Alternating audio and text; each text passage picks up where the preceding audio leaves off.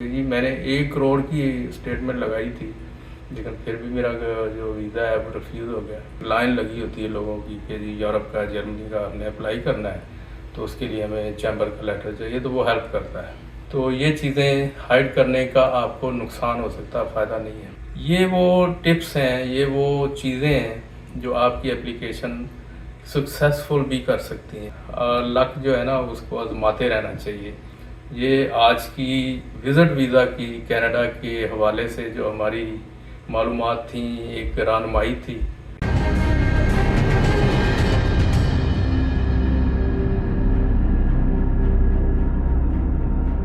बिस्मिल्लाहिर्रहमानिर्रहीम। दोस्तों, मैं हूं सईद इजाज़ गिलानी, उर्दू कनाडा ऑफिशियल हमारा यूट्यूब चैनल है। हमारे बहुत सारे दोस्त हमसे पूछते हैं यार वो हमारी दरख्वास्त जो है ना वो आप ज़रा फिल कर दें तो ये हो जाए वो हो जाए।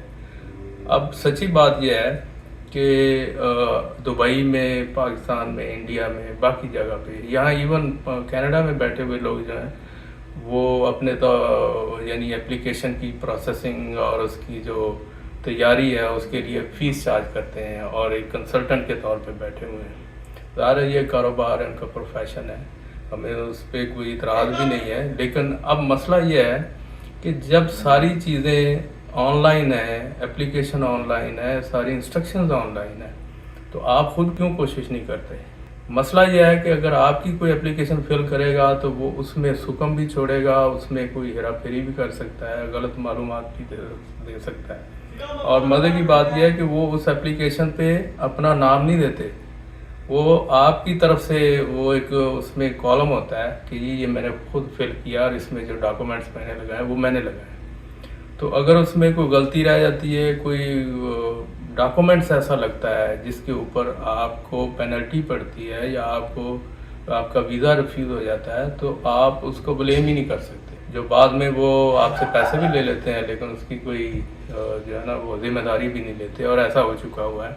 इसके ऊपर मैंने एक वीडियो भी की है कि वो आपके पैसे भी जाते हैं, आपका वक्त भी बर्बाद होता है। इसलिए कोशिश करें, अच्छी बात तो यह है कि आप ख़ुद से कोशिश करें, अपनी एप्लीकेशन जो है वो ख़ुद फिल करें और उसमें बड़ी एहतियात से अपने जो सारे डॉक्यूमेंट्स हैं और जो मालूमात हैं, जो तफसीलात हैं वो दें। अगर आपको कोई इसमें मसला आ रहा है तो अपने किसी ऐसे बाखबर या जो जानता है दोस्त उसकी मदद लें। और चूँकि हम तो कोई कंसल्टेंट नहीं हैं, लेकिन हम फिर भी अगर आप चाहें तो आप कमेंट्स में हमसे कोई मशवरा तलब कर सकते हैं, तो हमें खुशी होगी कि अगर हम आपकी रहनुमाई कर सकें। दूसरा यह है कि इसकी जो बैंक स्टेटमेंट है वो उसके मुतालिक बड़ा लोग कहते हैं कि जी, कई लोगों ने हमें कहा जी मैंने देखा भी है, पढ़ा भी है, हमसे किसी ने बात भी की है कि जी मैंने 1 करोड़ की स्टेटमेंट लगाई थी, लेकिन फिर भी मेरा जो वीज़ा है वो रिफ्यूज़ हो गया।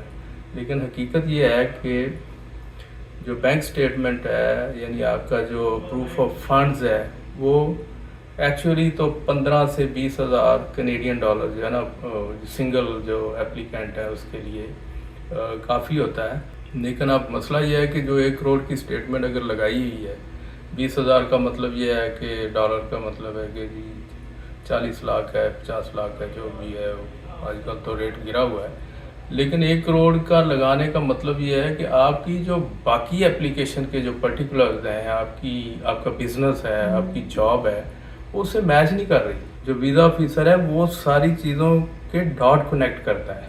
अगर आपने 1 करोड़ की बैंक स्टेटमेंट लगा दी है, अभी आपने कुछ 6 महीने पहले पैसे जमा करवाए हैं, एप्लीकेशन दे दी है, लेकिन अब आप उसको प्रूव भी तो करें ना, आपने ये पैसे कहाँ से लिए।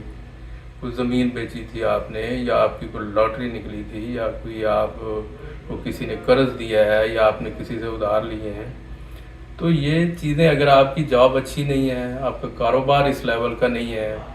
मेरे नोटिस में आया कि एक बंदे का इसी तरह लगाया, उसका शो किया कि ये किराने की दुकान चलाता है और उसकी जो है वो 50 लाख की एक स्टेटमेंट लगा दी गई।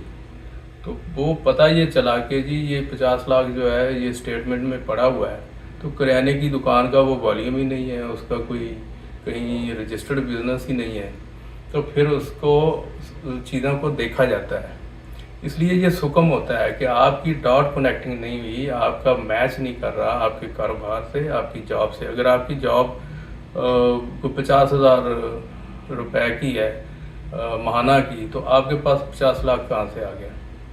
تو یہ چیزیں ساری آپ نوٹ کی جاتی ہیں، دیکھی جاتی ہیں، اگر نکل جائیں تو نکل جائیں، لیکن یہ ہے کہ یہ ایک سیریس یا ایک جو بڑی اسٹریٹ فارورڈ جو اپلیکیشن ہے، اس کے لیے ان چیزوں کا خیال رکھنا پڑتا ہے۔ اس کے بعد آ جائیں کہ آپ کا جو فیملی ہے، وہ نادرا سے جو ڈاکومنٹس ملتے ہیں اس کو آپ باقاعدہ جو ہے وہ اس میں شامل کریں، تاکہ ویزا آفیسر کو پتہ ہو کہ جی اس کی فیملی بھی اس یعنی کمپوزیشن میں ہے، بچے اتنے ہیں، بیوی ہے، باقی لوگ ہیں، تو یہ بندہ واپس آئے گا کہ اس کی ٹائز ہیں پیچھے۔